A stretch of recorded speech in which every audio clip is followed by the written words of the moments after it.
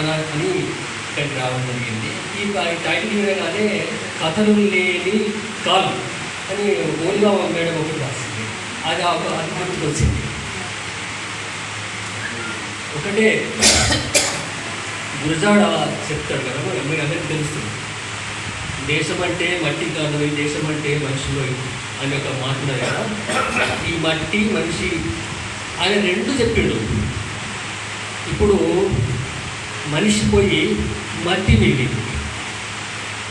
భౌతికత, ఈ భౌతికత చుట్టూ ఇవాళ కాలం నడుస్తూ ఉన్నది.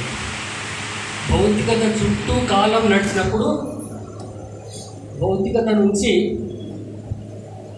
ప్రశ్నలు అందవు.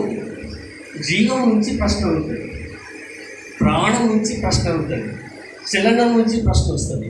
చలనము మిగతా వాళ్ళను ఇన్స్పైర్ చేస్తూ ఉంటారు. సో ఈ ఇన్స్పిరేషన్ అనేది లేని ఒక దశ వచ్చింది. ఆ దశలో ఇలాంటి పుస్తకాలు, కథలు లేని కాలం కావచ్చు, ప్రశ్నలు మిగిలిన కాలం కావచ్చు వస్తూ ఉంటుంది.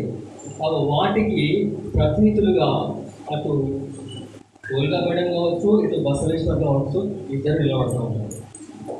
అయితే ఇలాంటి మిత్రుడిని అభినందించడం కూడా ఒక మంచి చాయిస్. ఆ చాయిస్ ఇచ్చినందుకు అందరికీ నమస్కరిస్తూ సెలవు. Thank you.